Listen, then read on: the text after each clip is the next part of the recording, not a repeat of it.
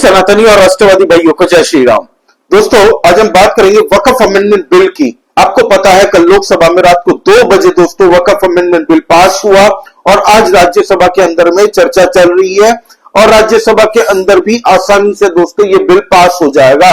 इसके बाद प्रेसिडेंट से मोहर लगेगी, साइन सिक्के होंगे और फिर ये वक्फ अमेंडमेंट बिल पार्लियामेंट में पास कंप्लीटली।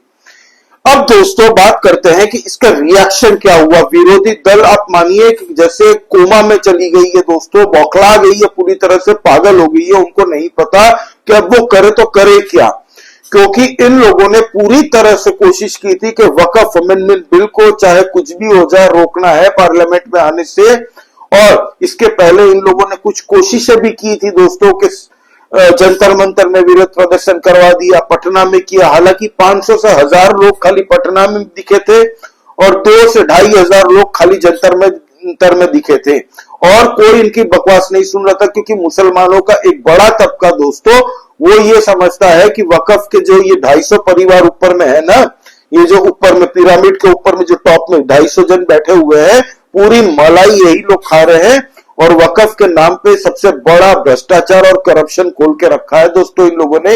मुसलमानों का हक का उनको नहीं मिल रही है और मुस्लिमों के लिए ये बनाया गया एक कानून है दोस्तों, जिससे एक वेलफेयर स्कीम्स मुसलमानों को प्रोवाइड कराई जानी थी।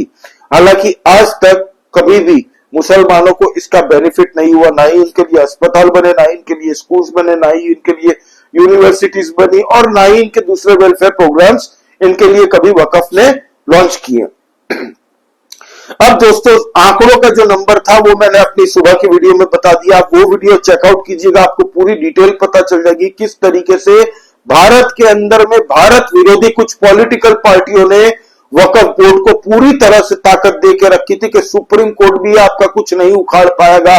वक्फ ट्रिब्यूनल कोर्ट जो डिसाइड करेगा वही फाइनल अंतिम इनका डिसीजन होगा और वही माना जाएगा। अगर वक्फ किसी भी जमीन पे हाथ रख देता है तो वो जमीन बिना क्वेश्चन किए वो वक्फ की हो गई। अगर आपको क्वेश्चन करना है तो वक्फ ट्रिब्यूनल कोर्ट में जा सकते हैं आप, सुप्रीम कोर्ट, हाई कोर्ट, यहां कहीं नहीं जा सकते। दोस्तों आपको पता है कल लोकसभा के अंदर में भाजपा मतलब एनडीए की तरफ से 288 वोट्स जुटाए थे नरेंद्र मोदी जी और अमित शाह जी के नेतृत्व में। जब ये बिल लाया गया इसके फेवर में 288 वोट्स आए थे, जबकि पूरी ऑपोजिशन पार्टियों के साथ में थे 232 वोट्स। अब राज्यसभा में कहा जा रहा है कि 125 का आंकड़ा तो आराम से बीजेपी के साथ में है दोस्तों, जो कि इजीली भाजपा को मिल ही जाना है वैसे भी, क्योंकि आज जेपी नड्डा जी लीड कर रहे हैं राज्यसभा के अंदर में। दोस्तों इंटरेस्टिंगली जो रिएक्शंस आए ना ऑपोजिशन पार्टियों के, इनके स्पोक्स पर्सन टीवी डिबेट में जा जाके खाली एक ही बात कर रहे हैं, सब एक ही बात कर रहे हैं कि ये मुसलमानों के खिलाफ है, मुसलमानों को भाजपा दबाना चाहती है, मुसलमानों का अधिकार उनसे छीना जा रहा है। वक्फ अमेंडमेंट बिल जो ये मुसलमानों के वेलफेयर के लिए बनाया गया है, मुस्लिमों का हक छीनने के लिए भाजपा ने इंट्रोड्यूस किया है। एक सवाल पूछा है इनसे कि बताओ क्या इसमें गैर संवैधानिक है, ऐसा क्या इसमें ऐसा है जिससे आपको लगता है कि मुसलमानों का अधिकार मारा जा रहा है, तो नहीं बता पा रहे हैं। आपको पता है मुसलमान कितने खुश है दोस्तों, कितने खुश है। आप देख लीजिए, ये वीडियो देखिए, मैं इसके बाद में आपको बात करता हूं दोस्तों।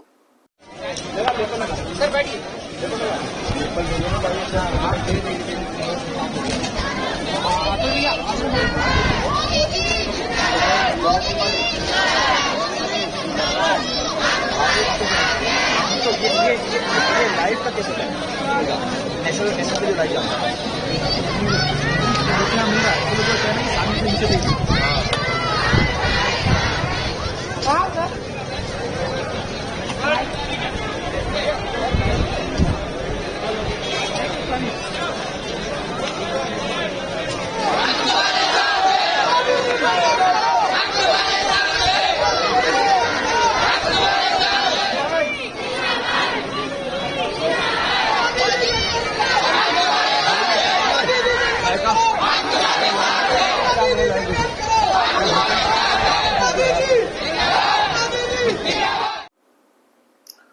दोस्तों उत्तराखंड के जो मुस्लिम संगठन है उन लोगों ने सपोर्ट किया, मध्य प्रदेश के बड़े मुस्लिम संगठनों ने सपोर्ट किया है दोस्तों इसके फेवर में।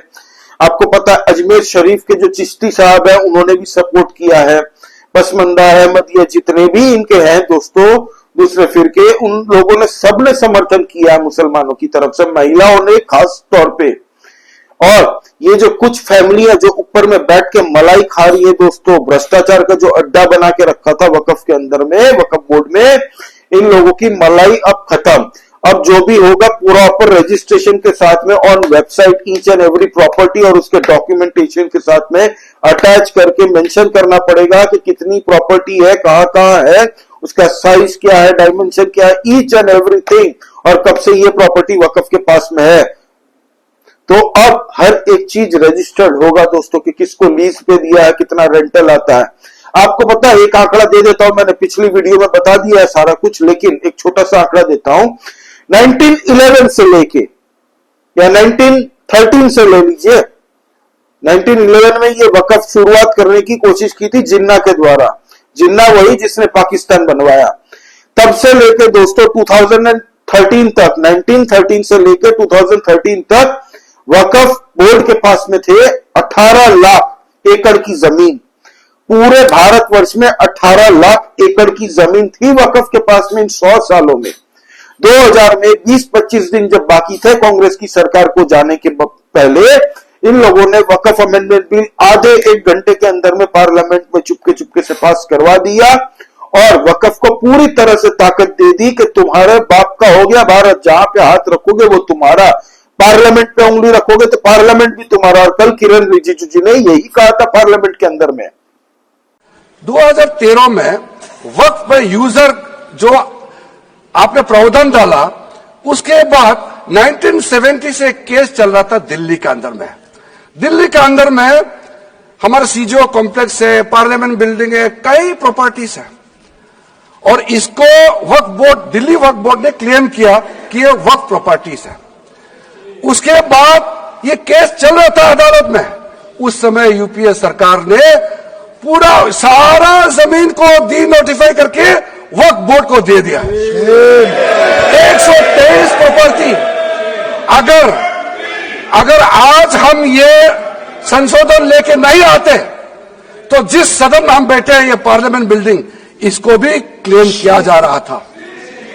एयरपोर्ट बसंत विहार, और अगर नरेंद्र मोदी जी की सरकार नहीं आते, अगर यूपीए का सरकार कंटिन्यू रहता, तो क्या क्या बिल्डिंग को डी नोटिफाई किया जाना था। 123 प्रॉपर्टी को तो डी नोटिफाई किया। मैं रिकॉर्ड में कह रहा हूं, अपने मन से कुछ नहीं कह रहा हूं, मैं ऑफिशियल रिकॉर्ड का बात बता रहा हूं अध्यक्ष महोदय। अब दोस्तों 2013 से लेकर 2024 तक पता कितने एकड़ की जमीन इन लोगों ने हथियाई है? 21 लाख एकड़। मतलब 100 साल में 18 लाख एकड़ थी, अब खाली 10 साल के अंदर में 21 लाख एकड़। मतलब पूरी तरह से मिसयूज किया गया दोस्तों इसको। और अब कहा जा रहा है वक्फ के पास में 39 लाख एकड़ की जमीन है पूरे भारत के अंदर में। मजाक बना के रखा भारत को दोस्तों। सनातनियों के देश में, जहां पे सनातनी मेजोरिटी में है, ऐसा कोई लॉ हमारे यहां पे नहीं है। सिर्फ एक धर्म के वोट बैंक की खातिर ये कांग्रेस, समाजवादी पार्टी, टीएमसी, इन सब का नाम याद रखिएगा। इन सब का नाम हर एक सनातनी, हर एक भारतवासी याद रखे कि हमारे देश के खिलाफ वोट बैंक की खातिर इन लोगों ने भारत को बेचने की कोशिश की है दोस्तों। ये तो सिर्फ नरेंद्र मोदी जी की सरकार है दोस्तों। और इसमें थैंक यू कहना चाहूंगा जितनी भी अलायंस पार्टनर हैं दोस्तों भाजपा की, वो फिर जदयू ही क्यों ना, पलटूराम चाचा की, या फिर चंद्रबाबू नायडू की, या फिर जितने भी चिराग पासवान की पार्टी, और जितने भी छोटे छोटे अलायंसेज है, हर एक पार्टियों का धन्यवाद कहता हूं। इन लोगों का नाम इतिहास में याद रखा जाएगा कि जब देश में ऐसे क्रिटिकल डिसीजंस लेने की जब नौबत आई, तब इन पार्टियों ने देश के पक्ष में वोट दिया था। भारत के सनातनियों, 100 करोड़ सनातनियों की आवाज बनके उनके हक की बात की, क्रिश्चियन लोगों की हक की बात की, सिखों की हक की बात की, जैनों की हक की बात की, पारसियों के हक की बात की, और एक मेजोरिटी चंक ऑफ मुसलमानों के हक की भी बात की। इसमें मुसलमानों का कोई फायदा ही नहीं हो रहा था। अब मुस्लिमों को पूरे जो वक्फ से जितना भी रेवेन्यू आएगा वो मुसलमानों के ऊपर में वेलफेयर स्कीम्स के द्वारा इनको यूज करना पड़ेगा। हर एक चीज विल बी रजिस्टर्ड। भाई फ्रीडम ऑफ स्पीच, डेमोक्रेसी, ये सब बोलने से नहीं हो जाता। Everything, each and everything in any country across the world should be registered and accounted. हर एक चीज रजिस्टर्ड होती है और अकाउंटेड होती है गवर्नमेंट के बुक्स में। कल को वकफ के पैसे कहां पे जा रहे हैं, कौन से आतंकवादियों के संगठन में जा रहे हैं, या भारत विरोधी कोई ताकत हो पॉलिटिकल पार्टियों को फंड करने में जा रहे हैं, किसको पता। अगर कोई अकाउंटेबिलिटी ना हो तो कोई भी कुछ कर सकता है भाई, कोई भी कुछ कर सकता है। इसीलिए हर एक चीज पे सरकारी लगाम लगेगा, सब पे लगेगा, कोई भी धर्म मजहब से हो, हिंदू हो, क्रिश्चियन हो, सिख हो, मुस्लिम हो, कोई भी हो, सब पे लगेगा और लगना चाहिए। दोस्तों कल राहुल गांधी 2-3 बार आना जाना किया उन्होंने पार्लियामेंट में, आए गए।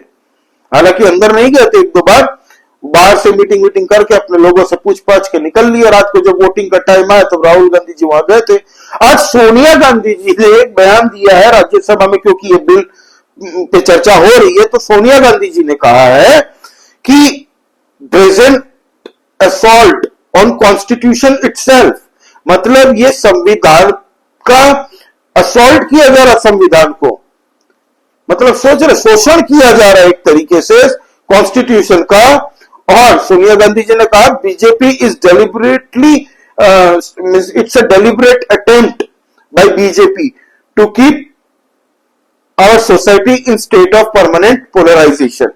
ये एक डेलिबरेट, एक जानबूझ के अटेम्प्ट है भाजपा की सरकार के द्वारा, ताकि हमारी सोसाइटी को एक परमानेंटली, हमेशा के लिए एक पोलराइज्ड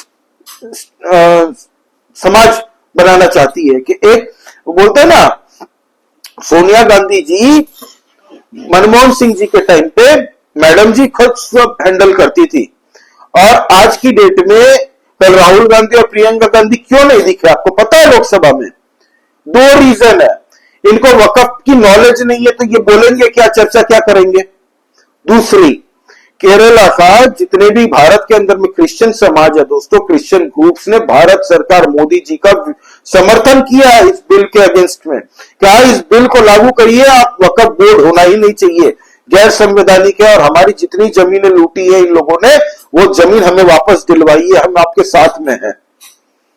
अब राहुल गांधी अगर कल को बोलते हैं, प्रियंका गांधी वहां पे बोलती, तो फिर केरला में जब आने वाले कुछ ही महीनों 2026 में या 27 में चुनाव है, 26 में शायद, तो वहां पे 26 में जब चुनाव है केरला में, कोई भी क्रिश्चियन कम्युनिटी वोट नहीं देगी इनको, इन बंटी बबली को। इसी डर से ये लोग भाई साहब गए नहीं, कल लोकसभा में बयान नहीं दिया राहुल गांधी ने। और ये खलीफा बनते हैं मुसलमानों के, जैसे मुसलमान के हम बड़े खलीफा, भाजपा खा जाएगी आप लोगों को अगर हमें आपने वोट नहीं दिया। डरा के इन लोगों ने 70 साल तक मुसलमानों का भी शोषण किया है, और मुसलमानों को हमेशा से एक वोट बैंक बनाने के चक्कर में इन लोगों ने भारत को ही बेच दिया। इतने शर्म आती है ना दोस्तों। कल जो हिस्ट्री पता चली जब सदन के अंदर में चर्चा हो रही थी, आप सोचिए कि 2006 में वकफ जो बोर्ड है उसने अपनी कमाई बताई थी, पता कितनी? 166 करोड़। 2024 में जबकि प्रॉपर्टी इनकी 3, 4, 5, 6 गुनी बढ़ गई, तब भाई साहब बताते हैं 9 करोड़ 90 लाख सिर्फ कमाई हुई है। बाकी कहां गए भाई? हैं? सब खा गए। ये सब अनअकाउंटेड कैश में होता है, सब खा गए। इसीलिए तो ओवैसी कूद रहा था कल, 3000 करोड़ की प्रॉपर्टी वकफ की वो संभाल रहे हैं। ये कई न्यूज़पेपर में छपा, कई लोगों ने आरोप लगाया खुले में। ओवैसी कल क्यों इतनी रात तक उछल रहा था वहां पे? यही एकमात्र रीजन है। जो आम मुस्लिम है कितने खुश हो रहे हैं, पसमंदा खुश हो रहे हैं, अहमदिया खुश हो रहे हैं दोस्तों, इनके दूसरे जितने भी फिरके हैं सब खुश हो रहे हैं। कुछ अशरफी खली जो ऊपर में है 250 से 300 जन, इन लोगों को ही फायदा और कमाई हो रही है पूरे भारत में। All India Muslim personal law board और ये ऐसे कुछ संगठन है जिनको यूनाइटेड नेशन जैसा बना दिया है, जैसे बहुत बड़ा खुर्रम खान हो, एक ऑर्गेनाइजेशन है भाई, एक एनजीओ की औकात है उनकी। और क्या है, इनको खाली पॉलिटिकल पार्टियां जाती है इनके पास में आशीर्वाद लेने, खजूर वजूर खाने इफ्तार में, और बोलती है कि आपके मुसलमानों को नोटिस ये दीजिए, क्या हमें वोट दीजिए खाली, नहीं तो भाजपा खा जाएगी। उसके बदले में हम आपके लिए ये करते हैं, वो करते हैं, यही सब डीलिंग होती है और क्या।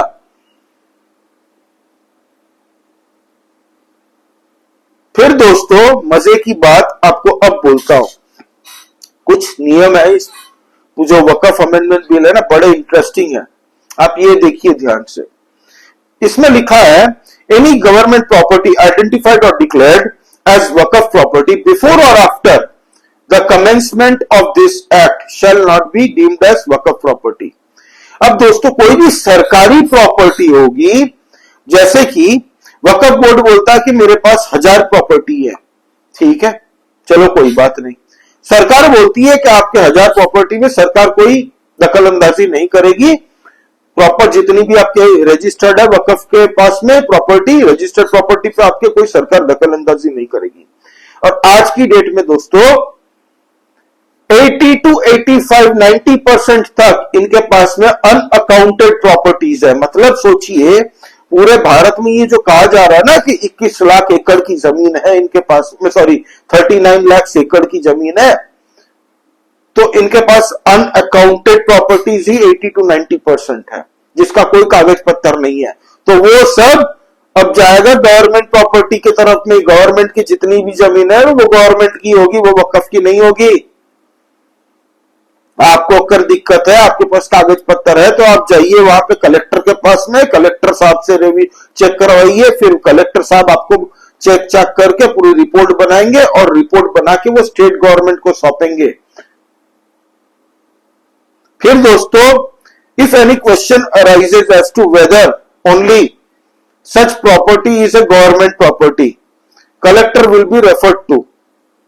अगर आपको लगता है कि चलिए ये प्रॉपर्टी सरकारी नहीं है, ये आपके पास आपकी प्रॉपर्टी वकफ की, आपके पास कुछ डॉक्यूमेंट भी है इसको सपोर्ट देने के लिए, तो आप कलेक्टर को कांटेक्ट कीजिए। कलेक्टर प्रॉपर एक रिपोर्ट बनाएंगे, स्टेट गवर्नमेंट को देंगे, सीधा हिसाब है भाई। फिर will not be referred till collector files a report into the state government. अब ये वकफ की प्रॉपर्टी नहीं तब तक गिनाएगी जब तक कलेक्टर एक रिपोर्ट बना के दोस्तों स्टेट गवर्नमेंट को जब तक नहीं सौंपते तब तक। If collector determines the property to be a government property, he shall take necessary corrections in revenue records and submit a report to state government. अगर कलेक्टर को लगता है कि जो प्रॉपर्टी वकफ ने मतलब दिखाई है वो गवर्नमेंट की प्रॉपर्टी है, तो फिर डायरेक्ट कर सकता है, मतलब कलेक्टर ये पूरे जो फाइल बोर्ड को सीधा बोल सकता है कि देखो ऐसी बात है कि आपको करेक्शन करना पड़ेगा, इसमें आपके रिकॉर्ड ठीक नहीं है, आप रेवेन्यू कोर्ट में जाकर रिकॉर्ड चेक करवाएंगे और उसके बाद में ठीक होगा, मामला सुलटेगा। और सबसे बढ़िया है दोस्तों, the state government shall on receipt of the report of the collector, जब कलेक्टर रिपोर्ट दे देगा स्टेट गवर्नमेंट को, उसके बाद में direct the board to make appropriate correction in the records. Board को बोलेगा कि अपने रिकॉर्ड में जो रिकॉर्ड कलेक्टर के रिकॉर्ड्स रेवेन्यू रिकॉर्ड्स में होते हैं वहां पे जाके डॉक्यूमेंट अपने ठीक करवाइए, सुधार करवाइए, जो कि बहुत बढ़िया बात है भाई। ये वकफ बोर्ड की जो मनमानी चल रही थी ना, इतनी बार अमेंडमेंट किया गया कांग्रेस के द्वारा, 2013 में जाने से पहले इन लोगों ने पूरी तरह से दिल्ली की 123 प्रॉपर्टी भी दे दी थी इनको, पार्लियामेंट पे इन्होंने क्लेम ठोक दिया था। मैंने वो पुरानी वीडियो में किरण रिजिजू का कल का भाषण दिखाया है जिसमें वो खुद कह रहे हैं कि ये पार्लियामेंट को भी वकफ की जमीन बोल दिया था इन लोगों ने। अभी रिसेंट की बात बताता हूं, महाकुंभ के अंदर में उत्तर प्रदेश में नहीं बोला था कि महाकुंभ पे 54 बीघे जमीन वकफ की जमीन है। जैसा ही योगी आदित्यनाथ जी ने टेढ़े होकर ऐसे देखा, भाग गए वो लोग, माफ कर दीजिए गुरुजी, माफी कर दीजिए। आपको पता है कल लोकसभा में पास हुआ ना, और योगी आदित्यनाथ जी अभी से एक्शन में आ गए भाई। आज उत्तर प्रदेश के अंदर में क्या हुआ, बुलडोजर की सर्विसिंग चल रही है, तैयारी होगी ये पूरी तरह से। उन्होंने ऑर्डर दे दिए कि भाई हर एक जगह में जाके अब पूरा मुआयना होगा, जिले टू जिले मुआयना होगा। मतलब समझ रहे हैं, हर एक डिस्ट्रिक्ट जिले के अंदर में पूरी तरह से प्रॉपर मुआयना होगा कि बताओ वकफ की कितनी जमीन है। उन्होंने ऑर्डर भी दे दिया टेस्टिंग मटेरियल की तरफ से बुंदेलखंड में कि जाओ बुंदेलखंड में 7 तहसीलें हैं, उसमें पाया गया 3464 वकफ की प्रॉपर्टी है। बुंदेलखंड के टोटल आसपास 7 तहसीलें हैं, उसमें 3464 वकफ की प्रॉपर्टी मिली है। अब पूरी एक एक प्रॉपर्टियों की रजिस्ट्री खोजी जा रही है। वहां के जो इनके केयर टेकर थे उनके माथे में पसीने आ चुके हैं। अब भी योगी आदित्यनाथ जी का आज का बयान देखिए, कल लोकसभा में पास हुआ और योगी आदित्यनाथ जी बिना लाग लपेटे, सुनिए आप। देख रहे हो, यहां पर भी निषाद राज की पौराणिक भूमि पर कब्जा और जगह जगह शहरों पर भी वक्फ के नाम पर कब्जे किए गए। अब तो हम प्रधानमंत्री जी के प्रति आभार व्यक्त करते हैं। देखा ना, वक्फ बोर्ड ने कैसा मनमानापन उस समय बयान दे रहे थे। जब हम कुंभ का आयोजन करने जा रहे थे उस समय वो बयान दे रहे थे कि प्रयागराज में कुंभ की भूमि भी वक्फ की भूमि है। अबे हमने कहा ये बोर्ड क्या भूमाफिया बोर्ड हो गया क्या? भूमाफिया प्रदेश में नहीं चल सकते। माफियाओं को तो हम पहले ही विदा करा चुके हैं प्रदेश से। अब उत्तर प्रदेश में माफियागिरी नहीं चलेगी। देखा दोस्तों, इसीलिए बोलते हैं कि बाबा जी, भाजपा के दूसरे जितने भी राज्य है ना, सब तैयार है। इन लोगों ने दोस्तों देश का मजाक बना के रखा था। जब जमीनें के नाम पे वक्फ बोर्ड बनाया गया कि वक्फ बोर्ड की अपनी जमीन होगी, तो फिर देश का बंटवारा क्यों किया? बांग्लादेश भी ले लिया, पाकिस्तान भी ले लिया। और जिन्ना ही वो हरामी है जिसने 1911 में ये बनवाया था। ये जिन्ना का कानून था। पाकिस्तान के अंदर में क्या है वक्फ बोर्ड? दिखाओ, नाम चेंज कर दिया। और वहां उनकी औकात नहीं है भाई। वो पाकिस्तान के अंदर में उनके ही सब कुछ गवर्नमेंट कंट्रोल्ड है। वहां पे नहीं है, तुर्की में नहीं है, कई ऐसे इस्लामिक कंट्री है वक्फ का नाम नहीं है, वहां पे नामो निशान नहीं है। कोई गलती से बोल दे वहां पे वक्फ में बनाना है बोर्ड। सब भारत में सबको आजादी चाहिए। मतलब सोच लो पूरी तरह से, देश भी हमें दे दो, पाकिस्तान भी दे दिया, बांग्लादेश भी ले लिया, भारत के अंदर में जमीनों भी हम लूटेंगे जितनी भी हो। रेलवे की जमीनें खाएंगे, सरकारी जमीनें खाएंगे, हिंदुओं की जमीनें क्लेम कर लेंगे, सिखों की क्लेम कर लेंगे, क्रिश्चियनों की क्लेम कर लेंगे। 2,000 साल पुराने मंदिर, जब इस्लाम तो 1400 साल का है ना, 2000 साल के पहले की जमीनें ये लोग क्लेम कर रहे थे। कल अनुराग ठाकुर ने लोकसभा के अंदर में तो यही कहा कि बेट द्वार का जो कृष्ण भगवान की भूमि है, वहां कैसे तुम लोग क्लेम कर सकते हो भाई? मतलब तुम लोग का इस्लाम के कृष्ण भगवान के जमाने से भी पुराना है क्या? अब सोचिए, पूरा पृथ्वी ही ये लोग क्लेम ना कर ले, बाद में फिर मार्स में अगर जब से ह्यूमन जाना चालू कर देंगे, बोलेंगे मार्स में भी हमारा झंडा लगा दो, वहां पे भी वक्फ बोर्ड खोल देंगे। ऐसा थोड़ी होता है। करना कहीं और करो, भारत में नहीं चलेगा भाई। ये संविधान से भारत चलेगा, पार्लियामेंट के अंदर में ये बिल आज भी पास हो जाएगा। दोस्तों वो मैंने पुरानी वीडियो बताई है ना, वो वीडियो देखिएगा, बहुत इंटरेस्टिंग है। कल रौद्र रूप देखने को मिला अमित शाह जी का। अखिलेश यादव मस्करी करते करते बोल गए कि अमित शाह जी थोड़ा योगी जी पे भी बोल दीजिए। जैसे ही अमित शाह जी ने तुरंत उसको जवाब दिया कि चिंता मत करिए योगी आदित्यनाथ जी, 2027 में भी जीत के आएंगे, आप उसकी चिंता करो। वो कांपने लग गया अखिलेश यादव और वहीं पे बैठ गया। उसके बाद में उसने चू तक नहीं की, क्योंकि ये लोग अफवाह उड़ा रहे थे ना। आपको याद हो तो केजरीवाल और अखिलेश यादव दिल्ली के चुनाव के प्रचार में, जब अखिलेश यादव गया था अरविंद केजरीवाल की तरफ से, तब केजरीवाल पास में बैठा बोल रहा था। अखिलेश यादव ने भी कहा था कि दिल्ली चुनाव के 2 महीने के बाद में योगी आदित्यनाथ जी को ये लोग हटा रहे हैं चीफ मिनिस्टर की कुर्सी से उत्तर प्रदेश से। कुछ नहीं, ये केजरीवाल की बकलोली है उसकी, और उसने ये कह दिया था। तो कल मस्करी में इसने उठाया वही मुद्दा कि आप कुछ योगी आदित्यनाथ जी भी बोल दीजिए। अमित शाह जी ने कह दिया कि 2027 में भी वो जीत के आ रहे। भाई तुम अपनी देखो, सुन के माथा उसका शॉर्ट हो गया कि भाई फिर से अब ऑपोजिशन में बैठना पड़ेगा। इस बार तो पूरी तरह से सुपड़ा साफ कर देगी, क्योंकि जो लोकसभा में भाजपा की गलती हुई थी वो अब दोहराने वाली नहीं है भाजपा। अब भाजपा हर जगह खेलती हुई दिखाई दे रही है, विदेश नीति में भी, भारत के अंदर में भी। नरेंद्र मोदी जी अब बोल दिया कि भाई अभी जियो पॉलिटिक्स में बड़ी टेंशन चल रही है, मैं वो संभाल रहा हूं।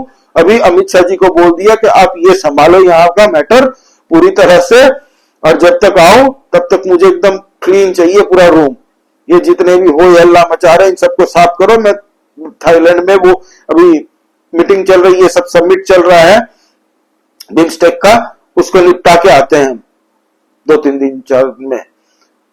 तो सीधा हिसाब है भाई, अमित शाह जी है, कल 3 बजे तक पार्लियामेंट चली है भाई, मजाक थोड़ी है। पहले तो आतंकवादियों के लिए 2-2 बजे तक कोर्ट खुल जाते थे हमारे, सबको पता ही ये बात, सबने देखा है। अब पार्लियामेंट हमारी चल रही है, पूरे भारत के वासी, आपको पता कल कितने जन देख रहे थे दोस्तों लाइव, कितने जन पूरे भारत के अंदर में देख रहे थे, मतलब 2 से 2.5 करोड़ फैमिलियां देख रही थी। ये रिकॉर्ड बना अपने आप में भारत के अंदर में। खाली टीवी की बात कर रहा हूं मैं, सोशल मीडिया में तो अलग ही लेवल का चल रहा था भाई। तो अब भारत के लोग जान चुके हैं कि किस पार्टी ने भारतवासियों और सनातनियों के साथ में धोखा किया है। अब ना मुसलमान वोट देंगे इन लोगों को, ना ही इन लोगों के जो चट्टे बट्टे होते हैं ना थोड़े बहुत, वो वोट देंगे, ना सनातनी वोट देंगे, ना सिख देंगे, ना क्रिश्चियन देंगे। कांग्रेस पार्टी अब कैच 22 सिचुएशन में फंस चुकी है। क्रिश्चियन केरला का पूरी तरह से, पूरे भारतवर्ष का क्रिश्चियन इनफैक्ट पूरी तरह से गुस्सा है, क्योंकि अब उनको पता चला कि भाजपा उनकी दुश्मन नहीं है क्रिश्चियनों की। किरेन रिजिजू जी खुद कल बोल के गए भाई कि मैं भी एक कम्युनिटी से आता हूं, माइनॉरिटी से, और क्रिश्चियन कम्युनिटी ने जिस तरीके से सपोर्ट किया इस बिल का, थैंक यू कहा है उन्होंने। उसके बाद में तो अब देखिए सुपड़ा साफ होने वाला केरला के अंदर में कांग्रेस का। एनीवे दोस्तों, आपका इस बारे में क्या कहना, तो ये थी अपडेट अब तक की। इस पर फ्रेश वीडियो में आपको बना के अपडेट दे दूंगा, जो भी राज्यसभा में कितने वोट आते हैं किस पार्टियों के पक्ष में, वो पूरी डिटेल्ड आपको बताऊंगा। दोस्तों प्लीज सब्सक्राइब करिए इस चैनल को, नया चैनल है, आप लोगों की सपोर्ट की बहुत आवश्यकता है, और लाइक कर दीजिए दोस्तों। जय श्री राम, सभी सनातनी और राष्ट्रवादी भाइयों को जय हिंद, वंदे मातरम।